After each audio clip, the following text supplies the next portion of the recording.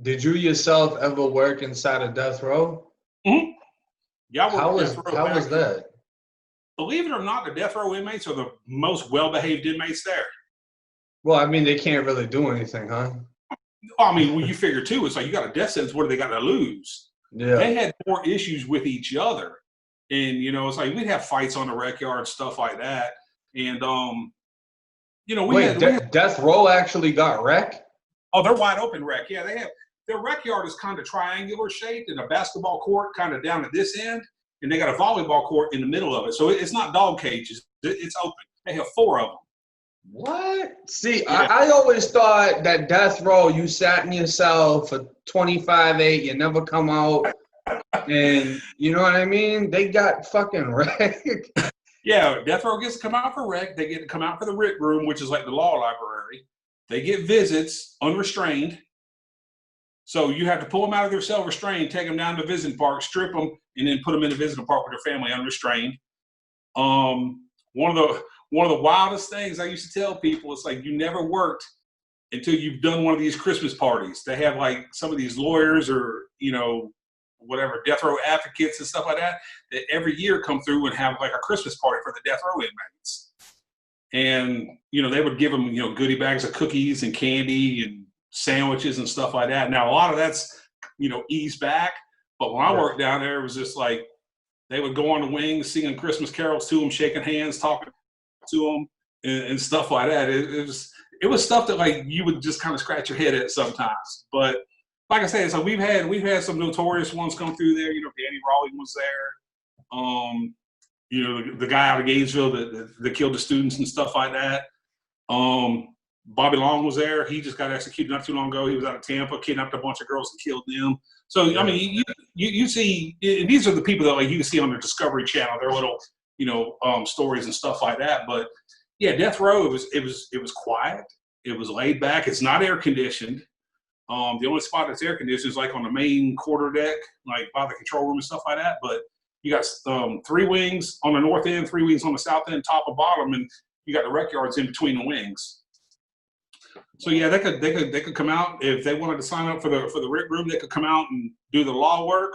They could have their visits on the weekends, and they went to the rec yard twice a week for 3 hours a time. I had no idea it was like that. Mm-hmm. And were you ever present for any of the actual executions? No, they did the executions at FSP. Now, when the governor would sign a warrant, the people from staff from FSP would come over and they'd get the inmate. Usually we pack the property and stuff like that and send it over with them. But no, I never took part in any of the executions. What was some of the because I can only imagine how it is hearing that you're going to die on this day. What was some of the behavioral differences that you noticed, if any, leading up to them being transferred to go and be executed? A lot of them, believe it or not, would sit there and be like, hey, I'll be back. They would really believe that like they were going to win their appeal or they were going to get a stay or something like that, and a lot of the ones that they'd be out on the rec yard, they'd, come, walk around, ask a question, have an idle conversation, and you just kind of see them, and it's like next thing you know, it's like ones that you would like listen to their story and stuff like that, and then next thing you know, it's like they're shipping across the river, and you don't see them no more. So it's different. I mean, because it's there was over 300 death row inmates there. And do you I can't. That's crazy. Because me, if I hear I'm going to die and they tell me to cuff up, I'm not cuffing up. You're going to have to force me, and you might as well just bring the needle into my cell and get it over with. Did you see anyone, or was there anybody on death row that actually had to get a cell extraction to force them to transfer, or was everyone just more or less, you're there for so damn long, it's going to happen?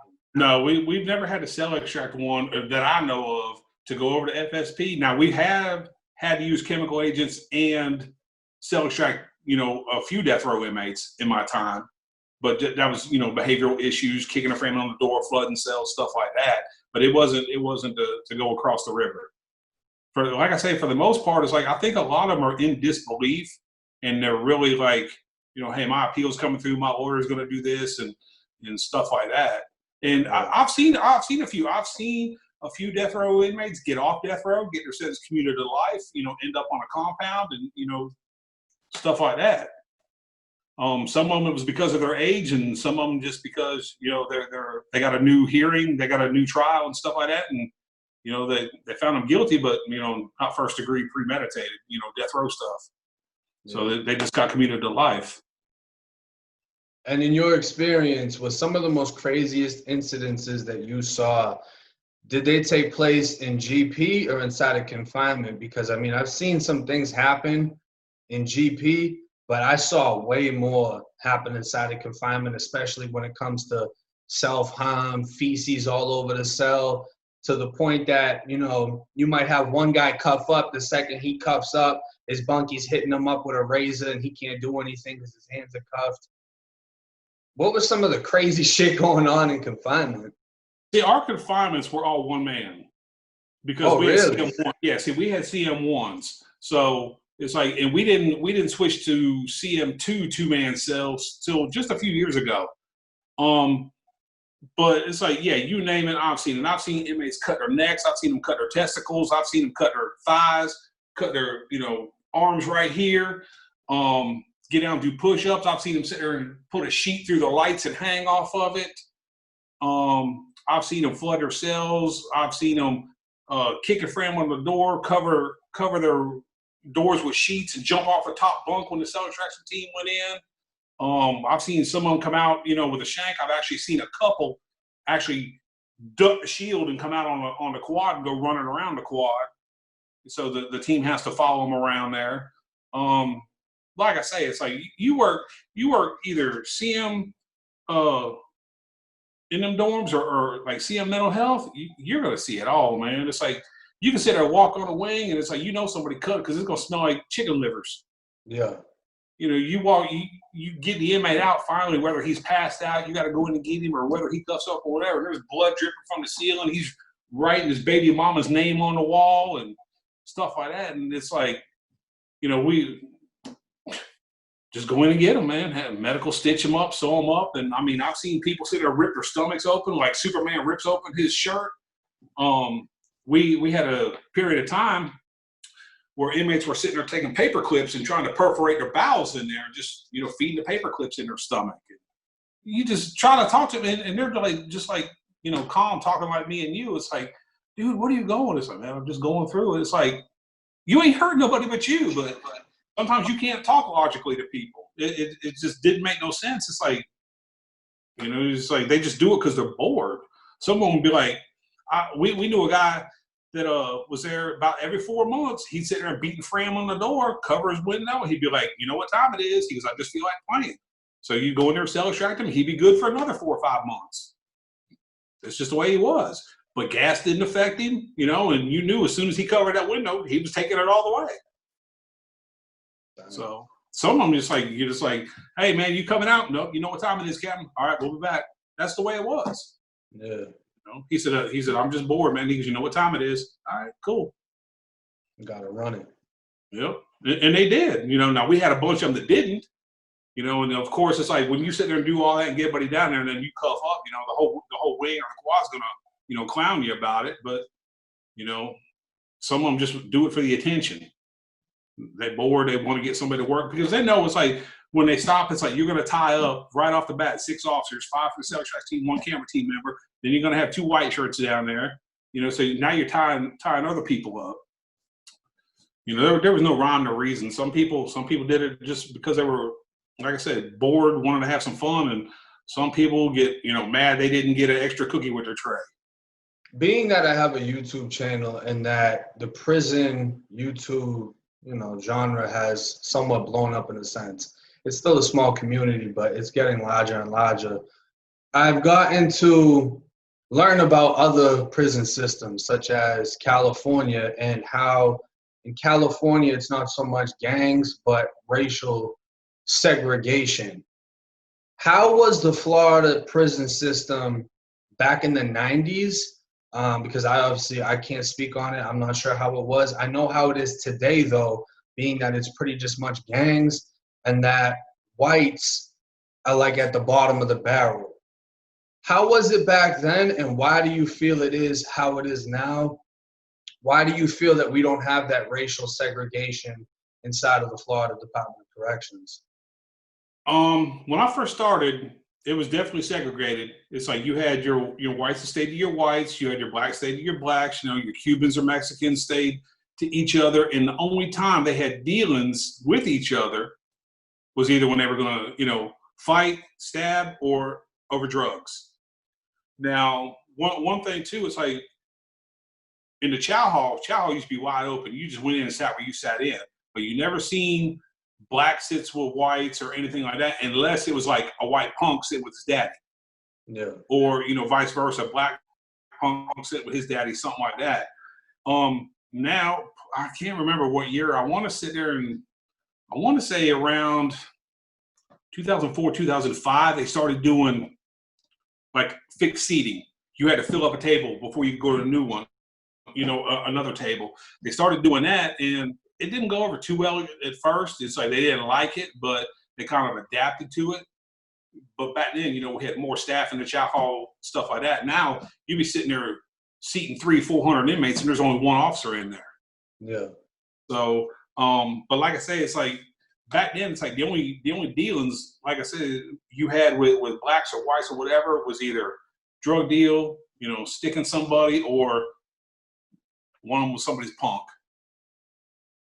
So, and do you feel that, because I understand that there's certain criteria that we're supposed to be housed with when it comes to confinement, but when my YO was snatched and I was classified as an adult, my first adult, cellmate, he was probably like 6'2", 6'3", gigantic black dude. He had 15 years for a second-degree murder.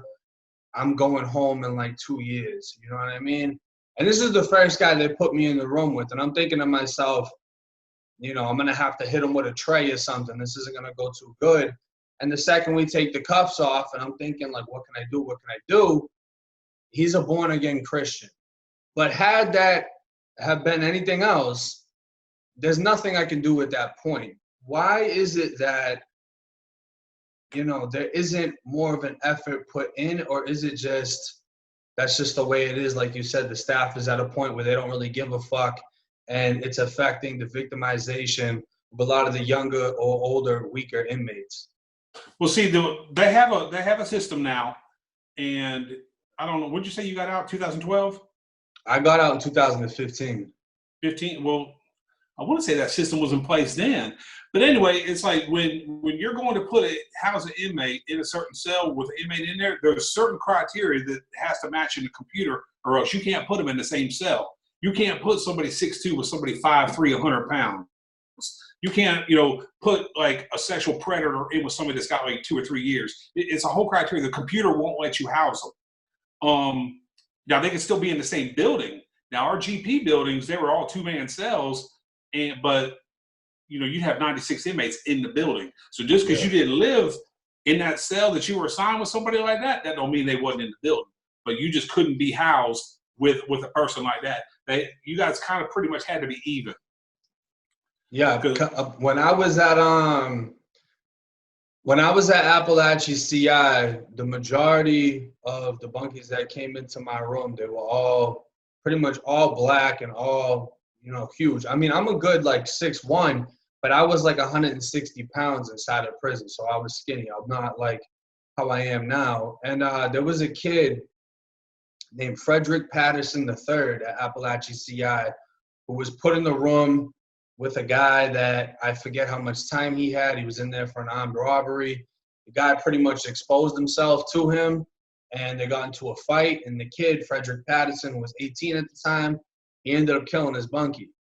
And he went to Jackson County Court, was put in the room with another sex offender, ended up killing that one. And now he's pretty much, fighting the death penalty because he was a young, baby-faced white kid getting housed with older inmates that were in their 40s.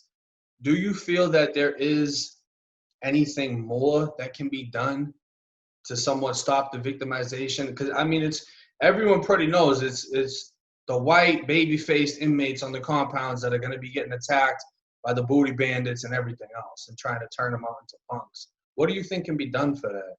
Well, see, if the computer doesn't pick it up for whatever reason, it's like whoever's housing him still has to look at the inmates. When he's coming down there to get housed and getting his housing assignment, sometimes you got to sit there and come up with, use some common sense. I mean, seriously, it's like, it's not that hard. It's like you're going to see some 18-year-old kid just because he's 6'1", 130 pounds. You know you ain't going to put him in the cell with a gorilla just because the computer says so. Yeah. It's bad enough that he'll still be in the building, but at least he's not going to be locked in that door after dark with him. You know what I mean? And there's even sometimes too that like staff has to stand up and be like, listen, ain't nothing against you, man, but I don't quite think this compound's right for you. You know, and put them in confinement. You know, you can sit there and put them in there and talk to the classification officer, maybe get them somewhere else where you know, they'll be more able to thrive on a compound, so to speak, instead of being, you know, victimized or whatever like that. But it's now back in the day, they didn't care. You just come down there, you're going where you're going, or you're going to confinement, period, end of discussion. Yeah, that's more so what I experienced was, hey, if you're gonna survive. Now the thing was though is when the staff figured out, like me personally, I'm doing fine. You know what I mean? I had a staff member telling me at Appalachia, oh, they're gonna kill you when you get on the compound. You're not gonna make it. And when I got onto that compound, I was doing fine, and it actually built a respect level that specific staff member had for me. Like, all right, you know, you're not letting anybody fuck with you. I respect that. But at the same time, there are a lot of kids that aren't willing to do so. There are a lot of kids that have committed suicide. So basically, it just comes down to the staff and the staff's responsibility. But like you said earlier in the interview, with a lot of the variables that staff is going through right now, they're not really too worried about the inmates because they have enough shit going on with them staff. It's like with that kind of stuff like that, it's like I was always the type that I always thought about what somebody was going to come question me as to why I did that. So it's like, that's why I said, it's like I was involved in a lot of stuff on my shift, and I paid attention to a lot of stuff with staff and inmates. And like I say, it's like for the most part, it's like I had been at that place for my whole career. So a lot of the inmates knew me. And there was, like I said, there were still some inmates on that compound when I left that were there when I started. Remember me when I was green as anything. So you sit there, you'd have to be involved. You got to sit there and know what's going on your compound. But like I said, I was the type that never wanted somebody coming behind me questioning, why did you make that stupid move? Why did you sit there and let this 110-pound inmate go in this cell? You know, now I didn't do much with housing because we had a lieutenant, and that was their job to sit there and house the inmates, and they would come through and stuff like that. So we didn't have a lot of those issues with, you know, not matching up or something like that. And there was times that if we couldn't match one, we would put the inmate in confinement and be like, hey, man, we got to put you back here. You ain't done nothing wrong. We just got to wait on something to free up, or we got to move a few people, stuff like that, to where we can get you back out here. Now, you said earlier, very earlier in the interview, you didn't leave the best way. What happened, and what did the DOC do that made you feel some type of way about the end of your 25-year career? I had actually, the whole incident to come up to it is there was a female officer that got threatened by one of my lieutenants on my shift. And he threatened her. He went in her building one day and told her that her building was supposed to have all the inmates locked in cells, general population building during the day. There was no reason for those inmates to be locked in her cell, and told her that if he walked up in there again, he'd have her post changed, put out on perimeter. Well, when I found out about it, I called her. I told her to write the incident report, which she did. I sent it on up. Well, they wanted to call her up and talk to her. So when they did, they turned around and sent her right back, said it didn't meet a criteria or something like that. So I knew something fishy was going on. And I had my days off. I come back in. Well, I walk in, and the colonel at the time sits there and calls me and tells me I'm going to night shift. I said, why? He goes, well, you've been put under investigation. I said, for what? He said, well, we can't go into it. Who put me under investigation? Well, you'll get contacted by the inspector's office. No. I said, you know what? I said, I didn't do anything wrong. I said, I got technically 77 work days till I retire. I said, I'm not playing this game with y'all. I said, let me burn my leave. I said, I get out y'all's hair. I said, because this is exactly what y'all want. Y'all want me out of your hair. I said, you're going to sit there and sell me down the road for this lieutenant who's best friends with the warden. Damn. I said, okay. I said, that's fine and dandy. I said, so that's what I do. Them people sat there and made it so difficult. When I sat there and left, they're all like, hey, you know, get you another job, bank some money, put us down for references, this and that. All right. So what I do, I go out and get me a little job. What happens? Somebody goes back and tells, they cut my checks from the state. They want to put me down for leave without pay because I'm working another job while I'm out on a doctor's note, which they all told me to get. So I quit that other job. Keep going. And I know what's going on. I knew where it was coming from. It's coming from John Palmer, who is now the regional director of Region 2. Because me and him had a few words when I was in Tallahassee taking a class, because he wanted me to stand up and talk bad against my administration that was there at the time, and I wouldn't do it. He wanted me to talk to the Secretary of DOC about it, and I wouldn't go against my administration. Whether I agreed with whatever, I'm not that dude. I'm not going to go against them whether I agree with what they do or not. So when I told him that, he kind of got a little attitude. So now he put down the word for when we got our new warden, T.D. Anderson, which is now the new Region 2 Assistant Regional Director. Go figure. He told him more or less to get rid of me. So that's how they ended up doing it. They got rid of me. I ended up burning my leave. I went out there. My last day was November 30th. I turned in my uniforms, walked out there. They didn't even acknowledge me. Didn't acknowledge my retirement. Didn't acknowledge anything I had done, my career, nothing. Not a hi, goodbye, kiss my butt, anything. My last day on the compound, I wanted to get my retired ID. They made another captain escort me on the compound. I couldn't even walk on the compound by myself. So I sat there and left. When I sat there and I said, you know what? I said, you can't, I'm not the type that's going to sit back and let somebody lie on me, ruin my reputation, ruin my name. I earned all that stuff through my 25-year career out there just to have somebody come in and try to tarnish it. I'm not the one. I just can't sit down like that. So the whole time I was out, I was sitting there thinking, it's like, no. What was the icing on the cake was when I sat there and was out there one day in January, and a guy come out and he handed me my retirement clock, handed it to me in my car as I'm driving out the parking lot. They didn't even present it to me. I never got to tell my shift people bye. I never got to say anything to them. I said, you know what? I said, enough is enough. I said, I'm going to call a spade and expose them for what they are. They're trash. They're garbage. That administration, the way that warden did me, the way that colonel did me, I can't sit back and let that happen. And the way John Palmer puts down these orders and bullies people into doing what he wants them to do, no. He can be 6'9", whatever he wants to be. He's still a man just like I am. And you just can't sit there and talk to people any sort of way and handle people any sort of way and expect everybody just to bow down and kiss your ass, because I'm not the one. That's crazy. It's the truth. Do you feel that the Florida Department of Corrections is corrupt? Certain aspects of it, yes, absolutely. And it starts from the high ups. It starts from all the way in Tallahassee. You know, at the institutional level, they want to run off veterans. Let me tell you, since I've been gone, they've got rid of 2 other captains, and those 2 other captains have all had opinions, kind of like I do. You know, it's like you're going to voice your opinion, you're going to say what you think, whether it's right or wrong, you're just going to stand up. There's 2 other captains that are gone. Now, everybody up in Tallahassee, oh, they got 29, 30 years. They love those veterans, all because, why? No one knows.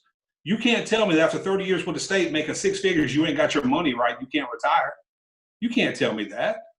Man, I had 25 years. It's like, I'm good. How come you're not? You were making double what I was making.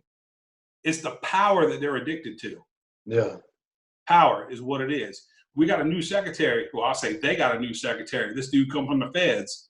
On paper, yeah, it looked kind of good, kind of iffy. You know, I mean, he only spent like a year and a half, 2 years in there, stuff like that. But the problem is he's got somebody right underneath him that's got a bunch of years with the state that's filling his ear worth of stuff. So now, right underneath him, then you got all your little regional directors. All of them got plenty of time. Right underneath them, you got your assistants, got 26, 27, 28 years, got plenty of time. Why are you keeping those people and you are getting rid of the people with the most time and experience on the compound where you need them. Who's going to train these new people? People with 3 or 4 years? Come on, man. That's disaster.